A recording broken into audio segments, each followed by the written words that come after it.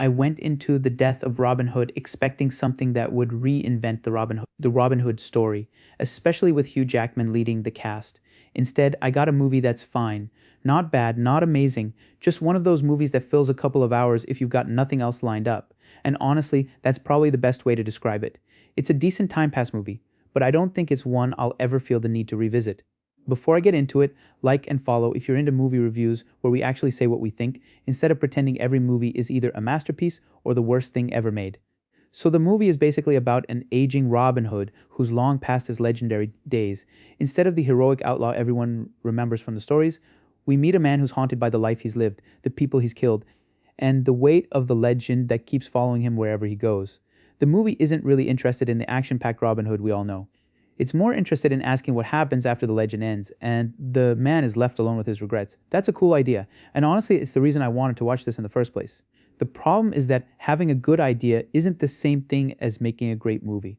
For me, The Death of Robin Hood is a movie that keeps chasing emotion without always earning it. It wants to be this quiet, reflective character study about guilt, redemption, and mortality. But a lot of the time, it feels like it's moving so slowly that it's waiting for you to create the emotion yourself.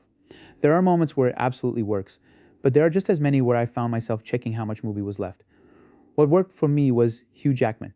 He gives Robin Hood a tiredness that feels believable. This isn't the confident outlaw swinging through forests with a grin on his face. This is a man who's physically worn down and emotionally exhausted. You can see it in the way he carries himself, the way he speaks, and especially during the quieter conversations where he's forced to confront who he really was, instead of who the stories say he was. Even when the movie slows to a crawl, Jackman is usually the reason you're still paying attention. I also like that the movie isn't trying to turn Robin Hood into some flawless hero. One of the most interesting ideas here is that legends aren't always accurate. Throughout the film, people talk about Robin Hood like he's either a saint or a monster, while Robin himself seems caught somewhere in the middle. There's a recurring idea that maybe he wasn't the hero everyone remembers, and maybe the stories became bigger than the man. That's actually a fresh direction for this character. There are a few scenes that really prove this point. Whenever Robin reflects on the people he's killed or questions whether his life actually made the world any better, the movie suddenly becomes much more interesting. Those moments feel honest because they aren't trying to make him look cool. They're trying to show a man who's realizing that living as a legend doesn't erase the blood on his hands. That's where the movie started working for me. But then it keeps pulling away from those moments. Instead of building on that emotional conflict, the movie spends a lot of time wandering through long conversations, slow walks, and scenes that feel like they're trying very hard to be meaningful without actually saying anything new. Slow movies can absolutely work. I don't mind slow pacing at all. But slow only works when every scene is giving you something here. There were stretches where I understood what the movie was going for, but I wasn't feeling much while it was happening. That's probably my biggest issue.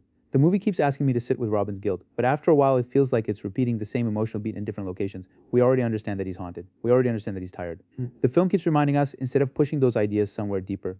Visually though, I thought it looked really good. The forests, the villages, and the overall atmosphere give the movie this grounded medieval feeling that fits the story. It never feels overly polished or artificial. Everything looks lived in, which helps sell this older, broken version of Robin Hood. The cinematography isn't flashy, but it doesn't need to be. It matches the tone the movie's going for. I also appreciated that the film doesn't rely on constant action. When action does happen, it feels rough and painful rather than stylish. These aren't superhero fights, they're messy, desperate, and remind you that Robin isn't the man he used to be anymore. That choice actually supports the movie's main idea. Still, supporting a good idea isn't enough when the overall experience never fully comes together. Real talk, I think this movie mistakes being quiet for being deep. There's definitely depth here, but it buries itself under such a slow pace that the emotional payoff never hits as hard as it should. I kept waiting for that one scene that would tie everything together and leave me thinking about it afterward. Instead, I finished the movie thinking, yeah, that was all right. And that's honestly the feeling I had through most of it. I never hated watching it.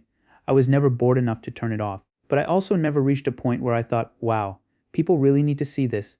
It's one of those movies that you'll probably watch if it pops up on streaming on a quiet weekend, and you'll probably enjoy parts of it. Then a few weeks later, you'll struggle to remember much about it, besides Hugh Jackman giving a solid performance. That's not a terrible movie. It's just not a memorable one.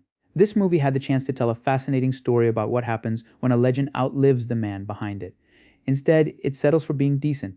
There are flashes of something great hiding inside it, but they never quite come together into the movie I was hoping for. So yeah, The Death of Robin Hood gets a 6.5 out of 10 from me. Not because it's bad, but because it's the definition of good enough. If you've already got a streaming subscription and there's nothing else grabbing your attention, give it a shot. You might enjoy the performances and the atmosphere. Just don't go in expecting the next great Robin Hood movie. What about you?